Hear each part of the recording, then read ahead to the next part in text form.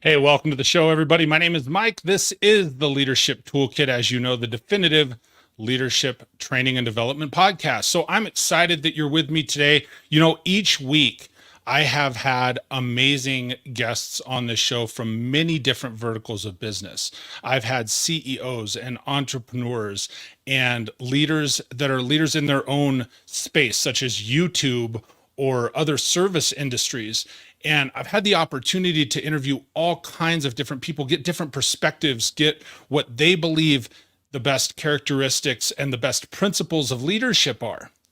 And so today I had the opportunity to share with you what I've learned. I've picked my top 10 list plus two. I have a dozen things here, and it's really a top 10 list, not in any particular order, plus two additional items that you need to know to be an absolutely awesome leader. Now, I've created this from interviewing over 100 leaders in many different industries. So I'm excited to share it with you today. I'm excited to have a conversation with you. If we've got some people popping in, I would love to hear what your comments are on some of these principles and characteristics that I'm sharing with you. I'd love to interact with you and have a conversation. What things maybe will you hear that I have, or do you believe are good areas of leadership to possess that maybe I don't touch on today? So let's dive right into it. One of the things, and this makes me think back to one of my very early episodes. I've had, like I said, just really amazing people. I've had some very good friendships that I had prior to the show starting, people that are in leadership roles that have come on the show and sat and just jammed with me and chatted and talked about leadership. And I've had other people that I've created really strong and formidable friendships and relationships with throughout doing the show. So one of the first things that I come to, and this is the plus one, right? This isn't my top 10 list, but I think it lays the foundation for what you need in leadership.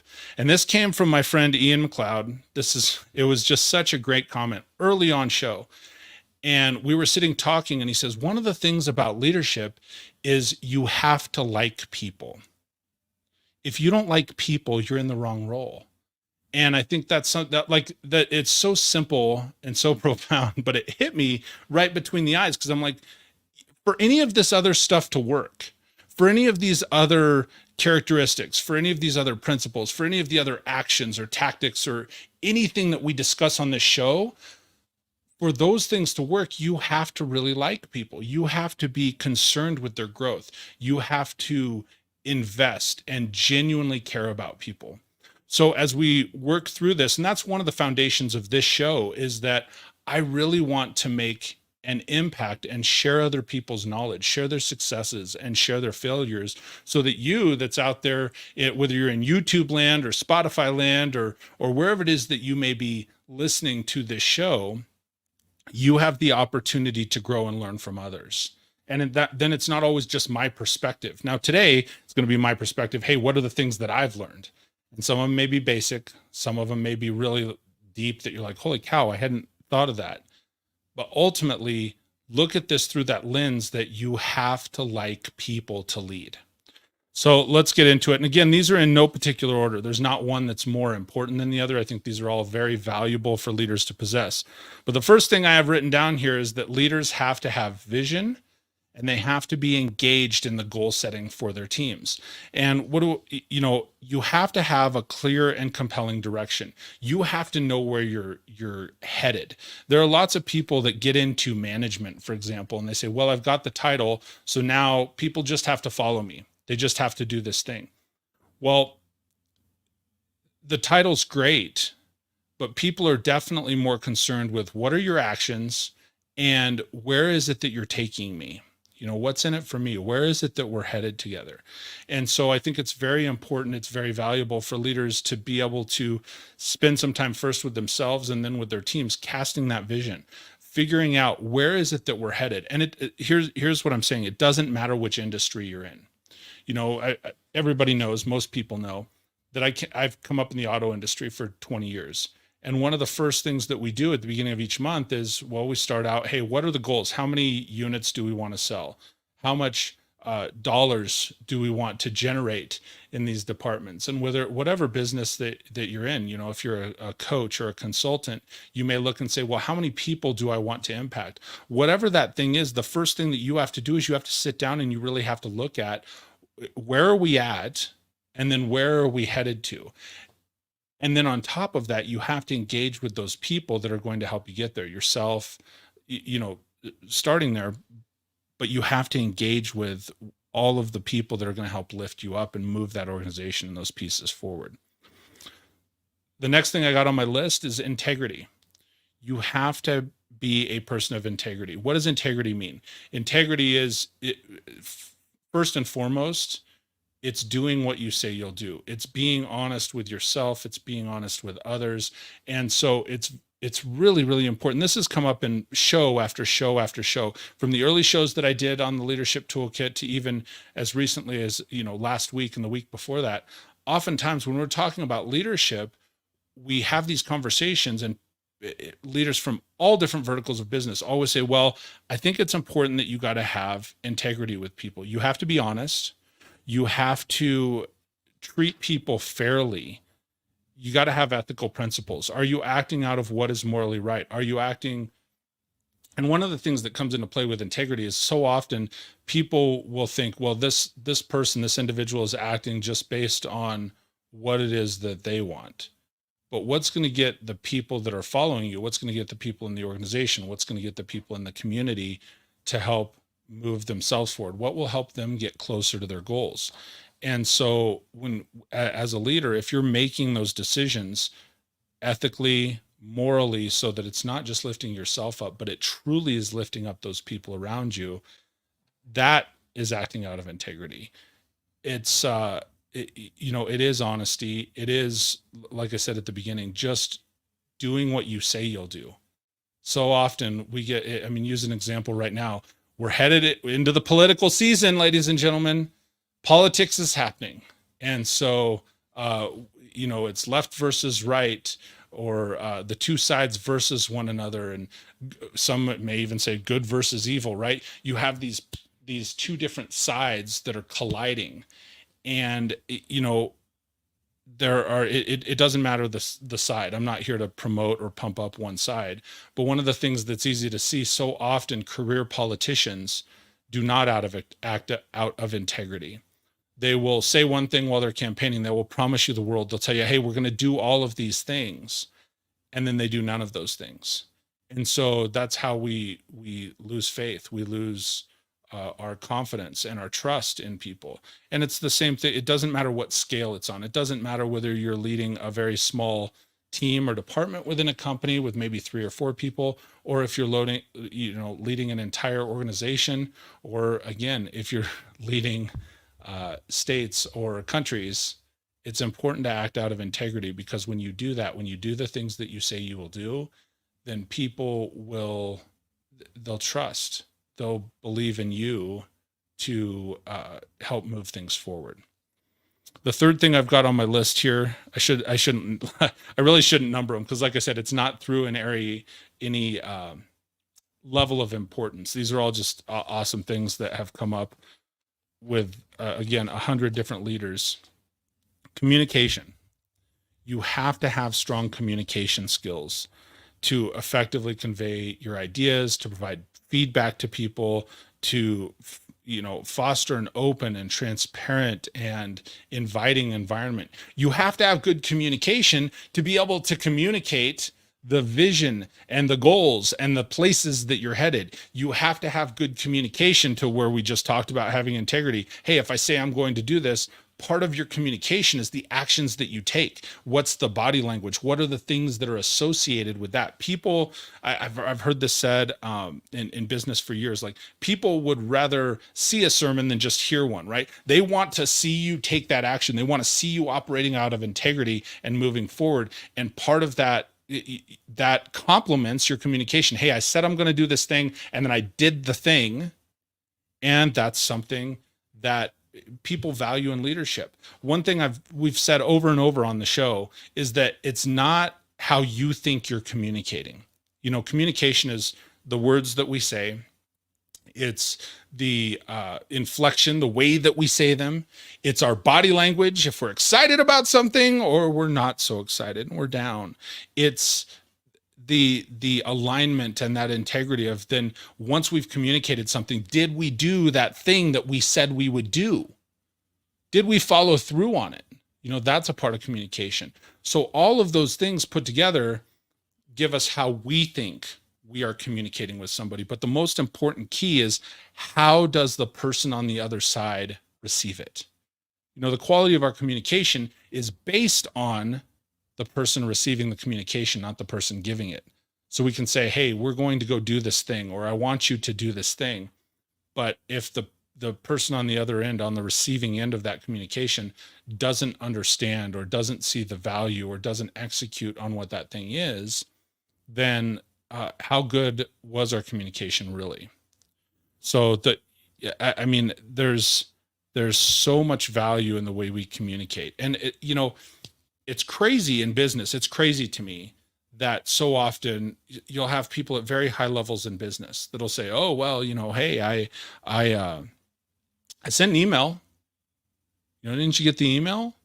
Well, a lot of times with emails, you lose the context of what's the real meaning. You just have words on a page. You don't hear how that person is saying them. You don't see the person in action, their level of excitement for the thing that they're emailing on, or the level of concern, right? We have to make that up based on some black and white words on the paper. We have to inject the emotion based on our own model of the world, based on our own perception. And so it's important to remember that key thing is the quality of our communication is based on that receipt. It's based on the person receiving it. So that's really important. Here's real quick, I'm going to throw this up on the screen. Share this with a friend. I've got lots of episodes. Again, I've interviewed just this year, I think 62 different leaders from different verticals of business. In years past, I've interviewed, speakers and automotive personalities and consultants and authors and business owners, CEOs, entrepreneurs. And so I would encourage you, I've got it up on the screen right now, but you can check out the Leadership Toolkit. I do this every Wednesday at 12:05 Mountain Time, just right after the noon hour. You can go to youtube.theleadershiptoolkit. It's all one word, .com. So youtube.theleadershiptoolkit.com. And you can watch more episodes there. Certainly also I'm on Apple iTunes and Spotify. You can go to itunes.theleadershiptoolkit.com and spotify.theleadershiptoolkit.com, whatever your preferred platform is, to check out not just what it is that I'm sharing with you today. Certainly if you're listening and you say, man, there's somebody that could really gain some wisdom out of this, please do share it. But also to listen to the other guests that I've had and their perspectives and the way that they verbalize where it is that they came from, because I think that's something that's so powerful. The next thing that I've got on my list when we're talking about key leadership characteristics and principles is accountability. Accountability is really just taking responsibility. And you say, well, which way does that go? Is it the leader taking accountability? I listen to Gary Vee so often. He says, well, if people, win, we want to celebrate them. And he says, hey, if there's a failure, it's my fault. And a lot of really good leaders, I think, understand that, right? We say, hey, if this plan didn't work, because you were the one casting the vision at the beginning, and the plan didn't work, well, then I need to own that failure. And when the plan does work and when it's a win, you want to make sure that you're giving credit for all of the people that helped execute on that plan and they helped make it happen. And so accountability is an interesting thing because it's kind of a buzzword in the leadership arena, right? Oh, hey, we got to hold people accountable. Well, the first person that you have to hold accountable is yourself, right? So it's not just, when I'm saying accountability is a key characteristic of leadership, it's not just, well, you have to hold other people accountable to what they said they would do, but you also have to hold yourself accountable to those things that you said you would do. That's part of integrity, right? When you hold yourself accountable, hey, I said I would do this thing, I'm going to go do this thing, and therefore, I'm holding myself accountable and moving forward. It's taking that deep responsibility and having that understanding that I'm first. And then if I'm holding myself accountable, it allows me to hold those other people that I'm leading. It allows me to hold the other people in business or on my team or the vendors maybe that I work with. It allows me to have an accountable relationship with them to say, hey, I said I would do this thing and I did it. You said you would do this thing and you didn't. right? And that warrants a conversation. And so accountability is something that, more than anything, it's just taking responsibility for those commitments that you make. And that ties right into integrity that we were talking about just a few minutes ago. You have to be accountable first and foremost to yourself. You have to be accountable to your team. You have to hold your team accountable. And it's like, well, Mike, you're just reiterating and re-saying the same definition. You're saying the same word to define it. No, for me, I'm trying to be clear in who has to take that accountability. But part of the accountability is it's the responsibility. It's doing what you say you will. It's following through. It's executing on all of the necessary tasks, no matter how small, no matter how large. Let me make an adjustment here real quick. Just bump in here. So next on the list, I've got empathy. We talked a lot about empathy this year and having an understanding to build strong relationships. It's pretty awesome on this show. I've interviewed people from all different walks of life, from all different types of business, from all different backgrounds, different ethnicities and religions and different belief systems. And we've always managed to find this common ground, right? And I think from both sides, like I've had empathy and understanding for the people that I'm interviewing, even if I haven't agreed with everybody 100% of the time. And likewise, they've had a level of understanding and respect for coming on the show saying, hey, I don't agree with you that way, but I can pause for a moment to try and understand where it is that you're coming from or how it is that you're seeing something. So starting with that, even, when we're talking about empathy, that helps you to build a strong and supportive environment. Because it's not, I'm using this as an illustration because of what I've done on the show, but keeping in mind, like, that is a key characteristic of leadership. And there's a difference between empathy and sympathy. There's many, many leaders that I've interviewed, many people that I've talked to, from gosh, I don't even know. I've had dozens that have said, well, it's important to have empathy and understanding in business and in leadership. And if you don't, then you get that sort of my way or the highway leadership view. And what I started to say, forgive me, I get off on these tangents. I still get off on the tangents myself, right? Empathy versus sympathy. Sympathy is sort of, it's a downer. Having sympathy for somebody in leadership is a downer. I'm not saying you should never have sympathy for others. Sympathy is sort of walking a mile in someone's shoes. It's having a deep and understanding. It's often feeling sorry for where that individual is at. Empathy is understanding where they're at and walking alongside them anyway, making that choice. And so it's important as a leader that you have that understanding. You walk alongside people. You have to understand that it's not always your directive. It's not always your direction. One of the best ways, in my opinion, not the only ways, but one of the best ways, in my opinion, to be able to show empathy for somebody is listen. Listening is huge. That comes up, and that applies to all of these. Maybe it'll be 10 plus 3, because I didn't put specifically listening, but listening is part of communication. Listening is part of integrity. Listening is part of holding people accountable. Listening is part of empathy, and empathy is having that understanding. It's demonstrating and having a genuine care. You remember what I said at the very beginning of the show, and like I said, I got to credit Ian with that statement when Ian said, well, you have to like people. I think this ties right in. You have to like people if you plan to have empathy for them. It's really hard to have empathy for someone you dislike. You can have sympathy for them, right? You can sympathize with where they may be at, but if you don't like them, it's really hard to empathize and carry them along the journey.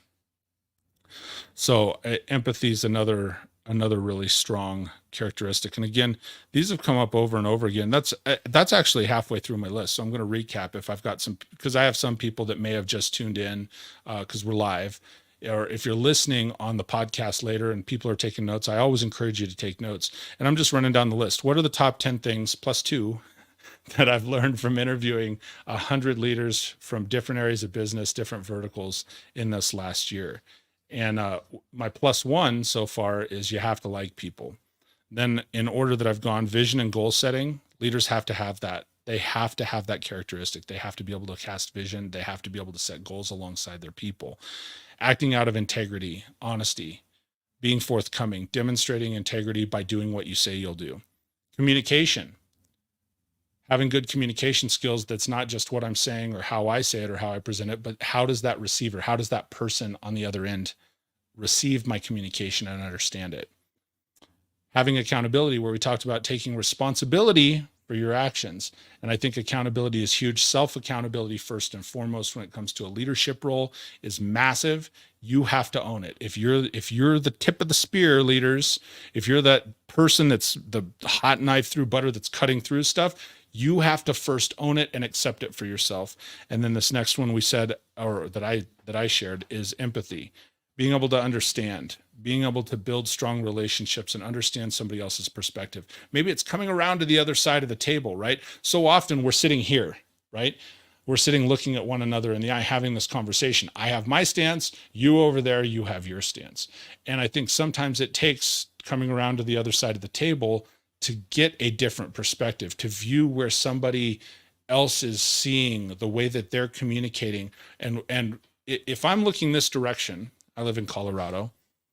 So if I'm looking this way to my west, there's mountains, right? And if that's my perspective, okay, there's those mountains. I got to climb those mountains. This is where I've got to go. Then that's everything I see. That's what I'm basing my decisions. That's what I'm basing my model of the world. That's what I'm basing my journey on. But if for a moment I take and I come around to the other side and I start looking to the east, well, now I've got plains, I've got flat. Maybe I can see much further. We don't know that if we don't take the time to turn around and see where other people are coming from, if we don't take the time to take in other perspectives. And that does take listening. Also, as I'm about halfway through here, the one thing I want to share again, I do go live every Wednesday here at 12:05 Mountain Time. I go live at 2:05 Eastern. Again, most every show, 99% of the shows, literally 99% of the shows, because I've interviewed 100 people, crazily, shouldn't say oddly, because I think it's pretty awesomely.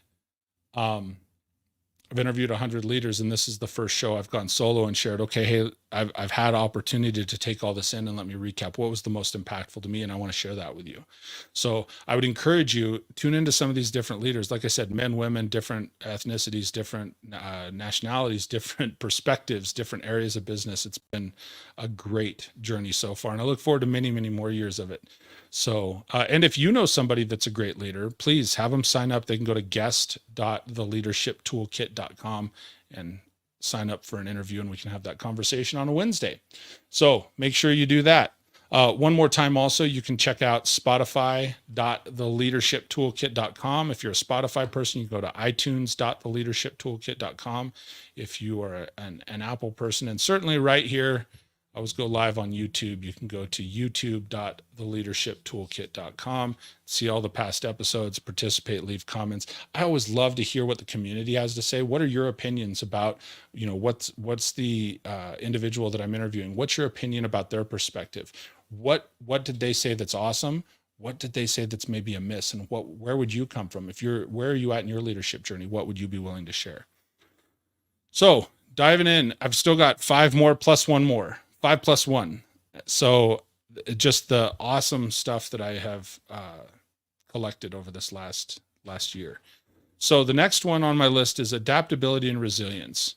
And I know some people may look at that as 2. I'm tying it together as one characteristic, one principle, because I think it's really, really important for leaders to possess being adaptable, being able to change. You should be in love with what's the goal that you casted that vision for, not, okay, I want to get there, but don't be so tied up in the journey and the direction. Well, we have to do it this way. We have to do that. That goes back to what I said earlier, the my way or the highway mentality. Be willing to move, be willing to change, be willing to shift. Sometimes something that you didn't see because you're only looking at the mountains and you needed to turn and look this way to the plains, all of a sudden it opens up a different path.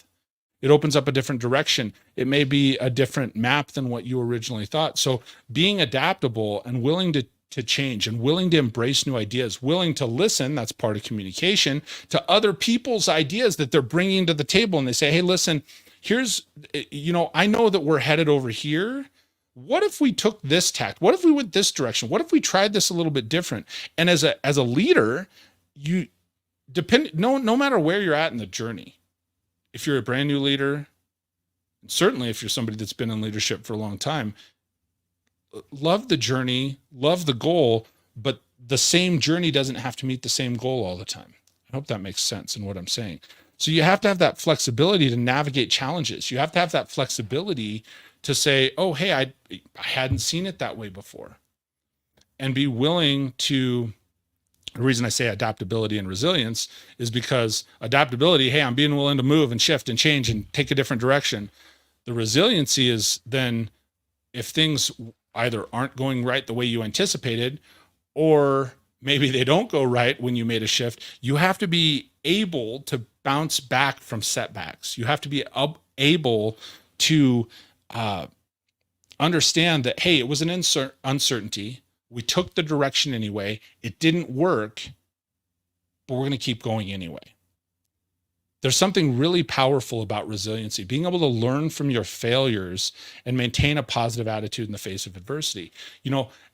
That's one of the things I talk about so often on this show when I'm interviewing people, and people at very high levels. You in the digital landscape out there, so often we'll look at people and be like, oh my gosh, they're in this leadership position, they're CEO and entrepreneur, they went and took that leap and they did this thing. And we see them at a totally different place than where we are.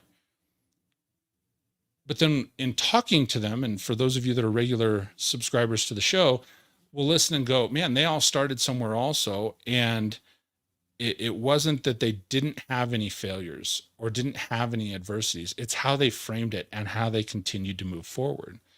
In fact, they did. I was just watching this because the Olympics are on right now. And there was, they did a college study. I won't cite the college because quite frankly, I don't know which college it was, but I saw a study that they said, what is it that allows the highest level athletes to perform at such a peak level and keep going? They continue to pass through, be adaptable, be resilient, and keep on moving. And the study showed that the athletes, the people that are the highest level, the upper echelon, the top 1% of performers, are the ones that when they made the mistake, and they knew it was a mistake, thought to themselves, that's okay, I'll get it next time. Or they had a positive thought immediately afterwards where it was like, that's okay. Here's what did I learn from this? I'm going to keep moving forward. That's resiliency. That is to keep going until, right? So you keep moving and you say, I'm just going to go through this. I'm going to keep moving. Maybe I got to adapt. Maybe I got to change. Maybe I got to shift a little bit. Maybe I should turn to my peers and my followers and the people to get some additional information and be willing to be adaptable and change with that new knowledge that I have, right?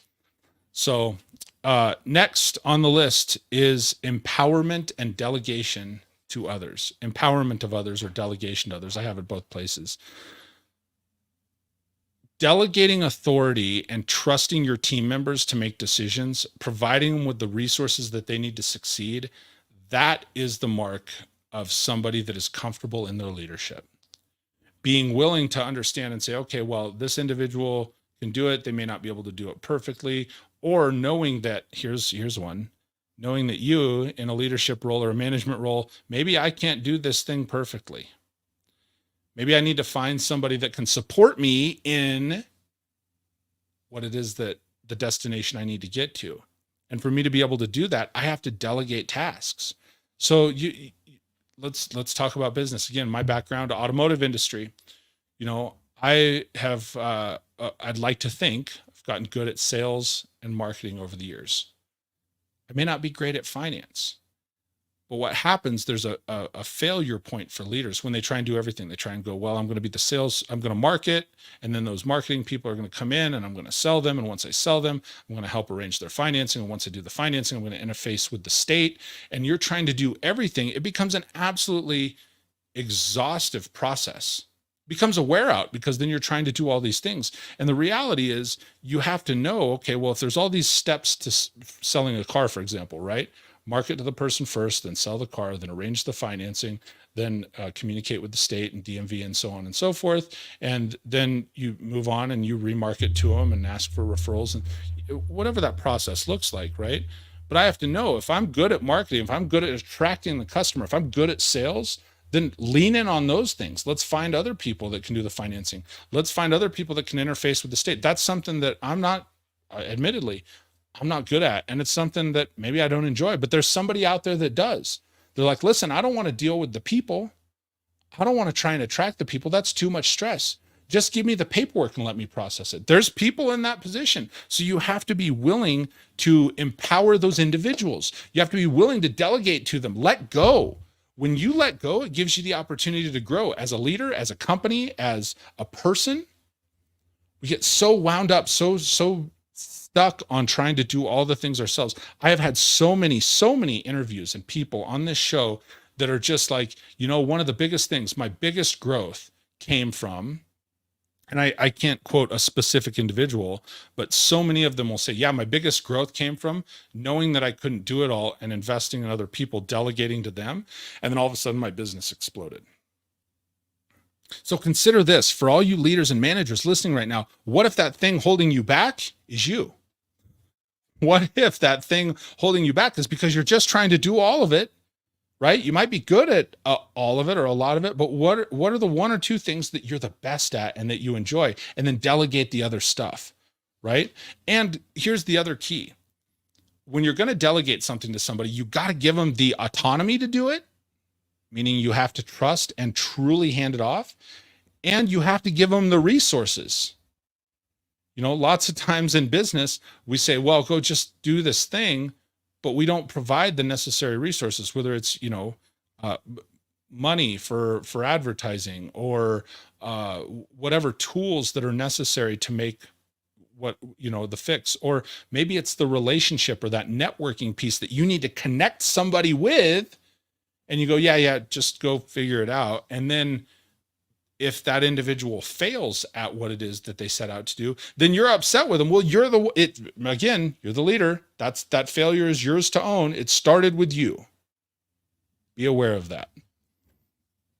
The next one I've got is collaboration, right? So I've talked again, and this ties right in with empowerment and delegation, but collaborating with people, fostering a collaborative environment in your community, in your work environment, whatever that culture is, meaning that people, it has to be leaders. The best leaders are the ones that really value teamwork. It's not me work, it's teamwork, right?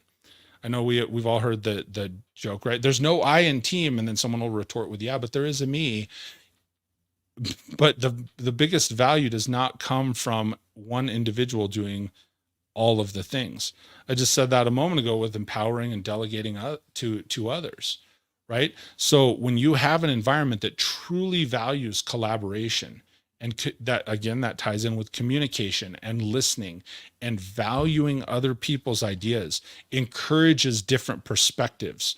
The leaders that promote a sense of belonging without ridicule, I think those are the leaders, those are the organizations that definitely go the furthest. Again, I've interviewed 100 people to date, and over and over again, it's that collaborative effort that comes up. I've interviewed, even here's the crazy thing. I've interviewed a few like consultants or speakers, and even the individuals, the consultants, the speakers, the people that you think, well, that's a solopreneur or an individual in business. Oftentimes their strength comes in collaboration from their network. I've heard it over and over again. Well, I've got to have 5 different, peers that are engaging with me. There are helping me to grow. I've got to have, a financial advisor and a physical advisor and a relationship advisor. They've given different examples such as that. I've had many people, man, I know one of, for example, Brian Johnson. He's a good friend of mine. He's a YouTuber, and you look and you go, well, he's the star on the YouTube channel, and he had such great insight on the show. And I remember one of the amazing things is the collaboration in his community. His community, they travel with him. They lift him up. When we were live on the show here, I had people from his audience that came over to hear what he had to say or what we had to say on the show. And so there's that power in that collaborative community as well. And so don't think as a leader that you need to or have to. Well, those are two different things. Don't think that you have to do it all yourself. Don't feel that you need to do it all yourself, because you don't. Collaborate with others, lift other people up, going back to the empowerment and delegation, give them the autonomy and the resources that they need to feel like a part of something, to collaborate and lift you up as a leader. So the next one, I feel like I should recap these at a time. Maybe I'll recap the second half and we'll talk a little bit more, and then I'll recap all of them together. And then I'll have this all in the show notes as well. I'll make sure and have it in the show notes. And if this is something that's valuable to you, please do me a favor. Make sure you throw some thumbs up while you're, whether you're watching on Facebook or on the YouTube, or maybe you tuned in over here from LinkedIn. Throw some thumbs up. Share this with a friend that may gain some wisdom and some insight out of today's show. The next one the next skill set, I guess I would say, or characteristic that leaders must possess. This is so important. And I think we get this. It's a trap.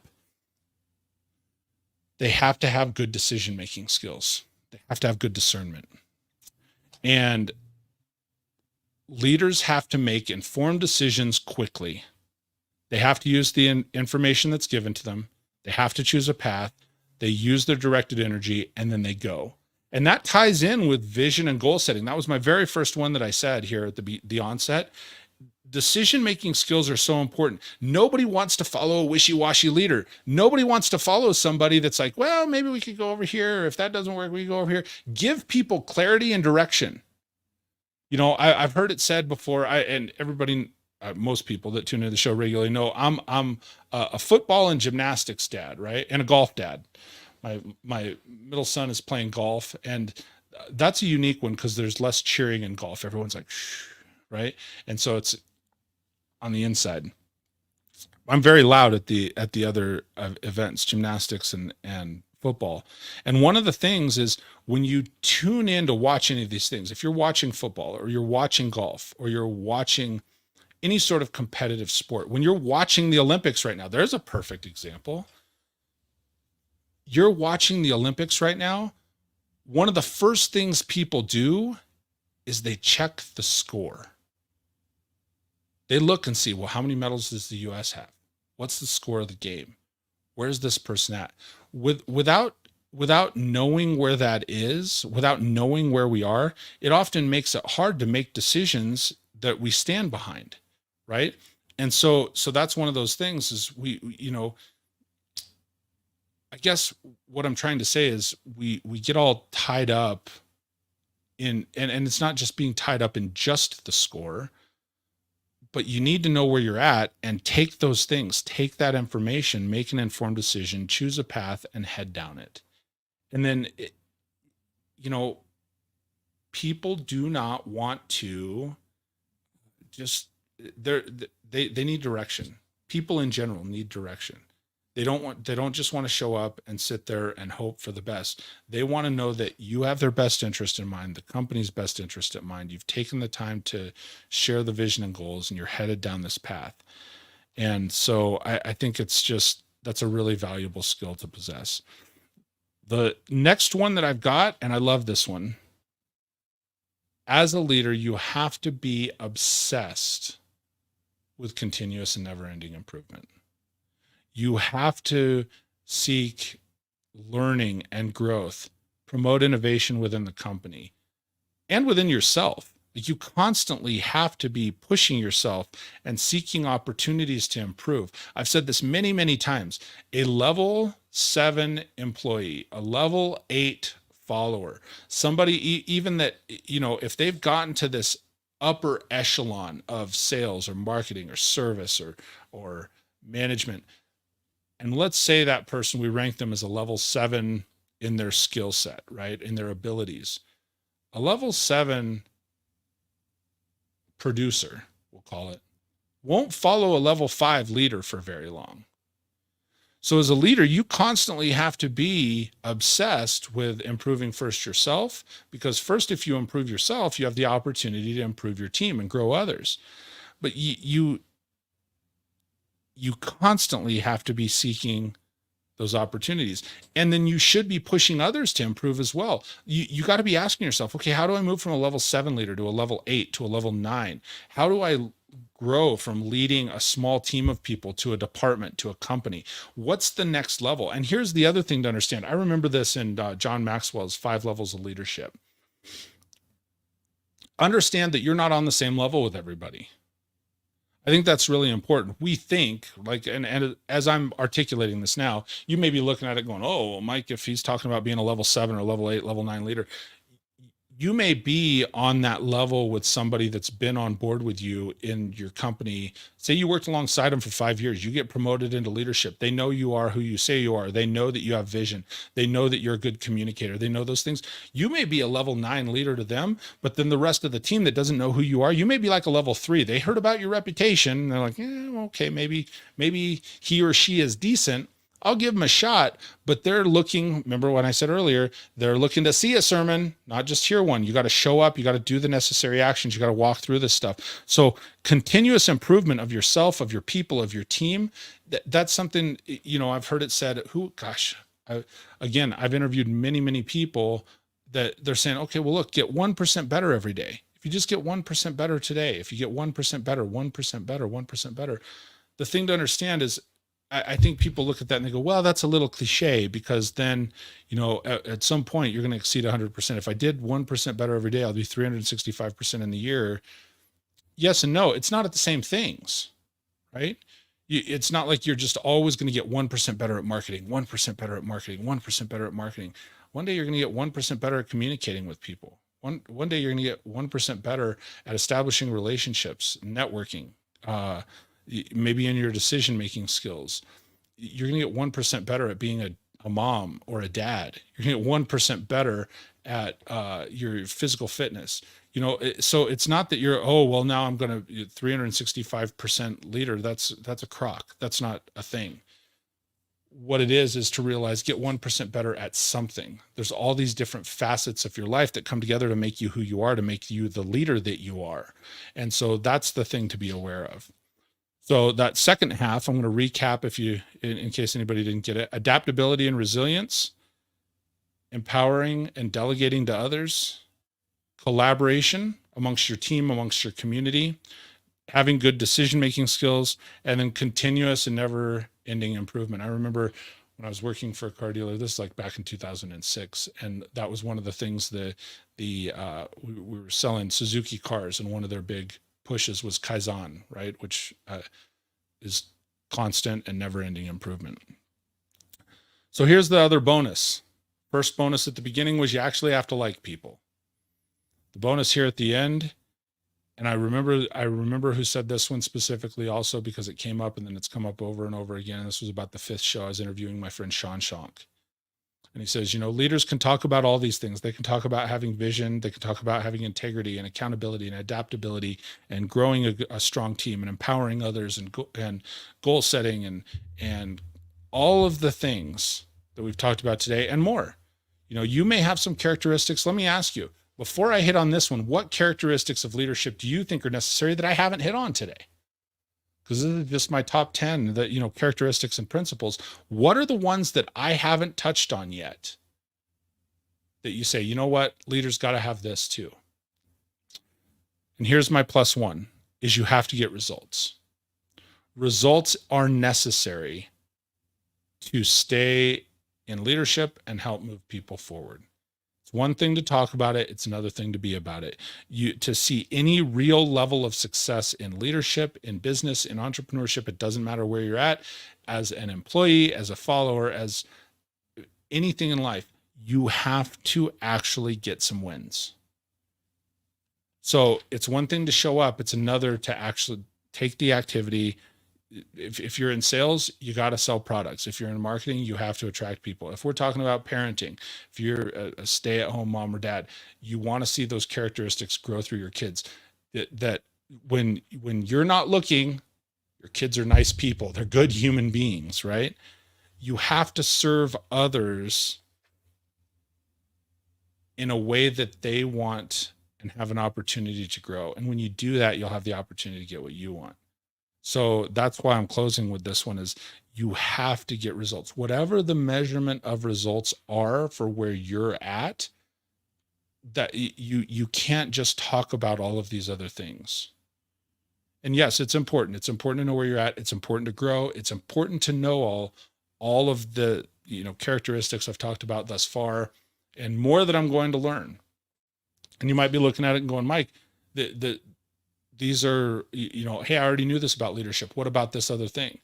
Well, there's not just 3 skills that make a leader. There's not just 5 characteristics that make a leader. There's not just 10 leadership principles. The ones that I'm sharing here, they transcend all different areas of business. They transcend all different areas of life. It's going to be a factor in your business. It's going to be a factor in your personal life. Some of these may be a factor in your spiritual life. These are key factors in leadership, in being a good human, and all of this comes together to me in that one final statement is you got to get results. However you're measuring the results, you got to get them. So a couple of quick reminders here. As I've said a couple times through the show, do me a favor. If you have gained something out of this show, throw some thumbs up on it. If you know somebody that would gain something out of this show, share it with them. Leadershiptoolkit.com. You can simply go to theleadershiptoolkit.com. I've got all the episodes there. You can go to the Lead the Team blog. Got the episodes and separate blog articles that I've broken out there. I'll share all of this information in the show notes.